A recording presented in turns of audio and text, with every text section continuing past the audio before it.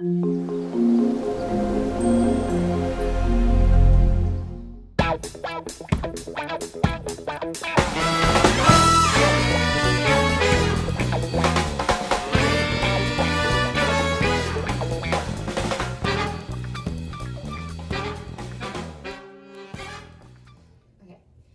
afternoon and welcome to Panel 43. Today's topic, we're going to be talking about music and artists. We're going to be talking about the controversies that arise from new inspirations.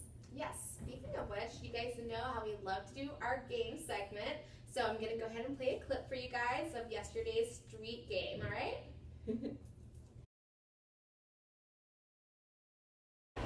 Hey guys, it's Kimberly from Panel 43, and I'm going to go ahead and get started in finding our contestants for our street game, Name That Art. Kimberly? Oh, hey, Kimberly. Nice to meet you. Nice to meet you. Okay, and I'm from the talk show, Panel 43. Panel 43? Yes. Oh, So you've heard of us. oh, snap.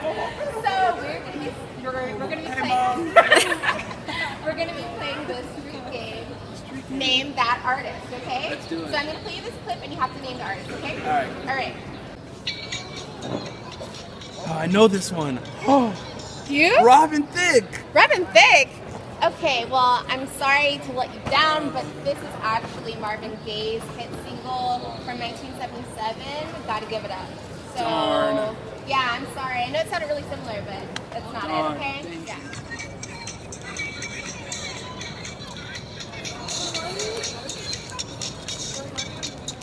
Can you tell what it is? Gotta give it up. For sure? Are you sure? 100%? I'll go 99.9%. 99.9%. All right. Well, there we go.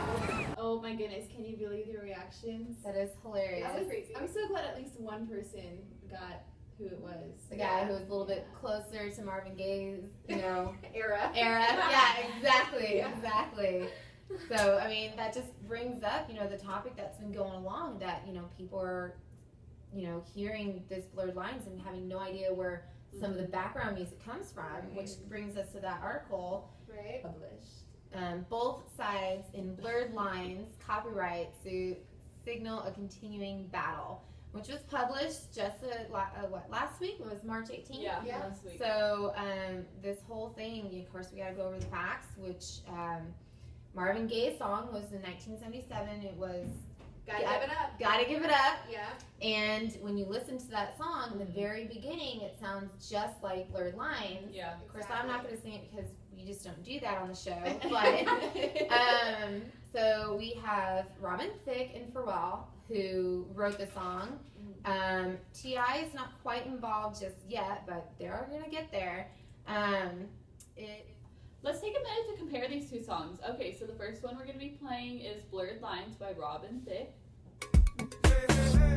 Everyone knows this song. Okay, next is going to the 1977 Gotta Give It Up. Gotta Give It Up by Marvin Gaye.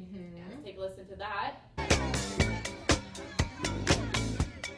Now, what do you think? Listening to those two songs, do you see any similarities? Yeah, it's definitely that first track that everybody hears, the Little intro. bit. Other than the hey hey is not in there and all that stuff. So, which brings us with this lawsuit. The Marvin Gaye family, which is his ex-wife and his son and his daughter, are suing, or they already had sued. Was it the ex-wife as well? It's the ex-wife, which is kind of it's kind of weird, but the ex-wife is like taking over on that aspect of it. But She just wants some money. yeah, she needs to get a little more payday. But they are suing Pharrell Williams, who wrote the song with Robin Thicke. Of course, there was a third singer, which is T.I., which is Clifford Harris Jr., but he's not quite involved just yet. Yeah. So this actually has become one of the biggest jury verdicts in the history of music copyright, and it's still going on. It's still just taking over. So what the situation is Blurred Lines copied elements from Marvin Gaye's 1977 song, Gotta Give It Up, without permission. Neither one of the artists, or none of the artists. You think they knew? I don't know. I kind of think, how can you not?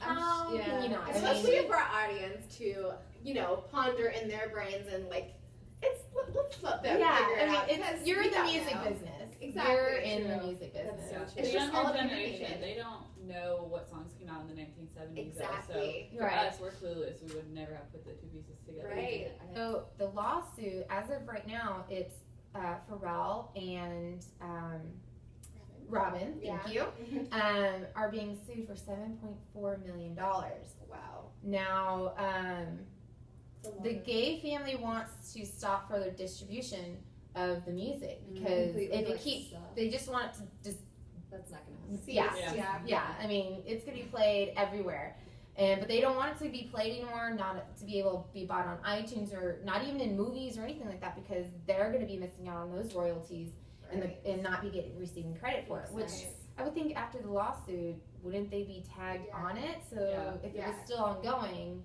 wouldn't they get the royalties from it anyways? Yeah.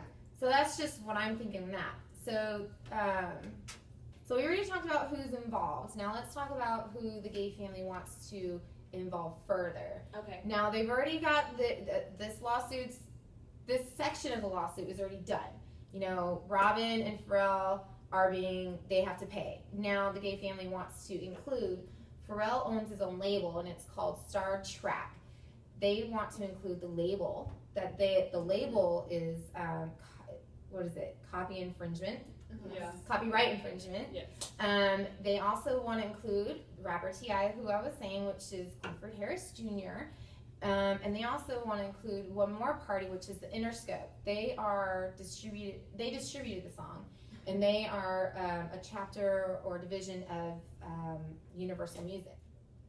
So, do you think the decision to, make this song and go ahead and sell it and release it, do you think that's an ethical decision? Well, that brings us into the morals and ethics of this. Did the producers, did the singers, and the writers, did they know that this song was already produced before? This ties a lot in with the copyright infringement, which is what the lawsuit is basically about. And then another question is with the ethics, since they knew it was wrong, or they did not know it was wrong, are they going to be held 100% accountable for this whole thing? True. Yeah, I mean, there's so much gray area there. I mean, Yeah. it's like, they're in the music business.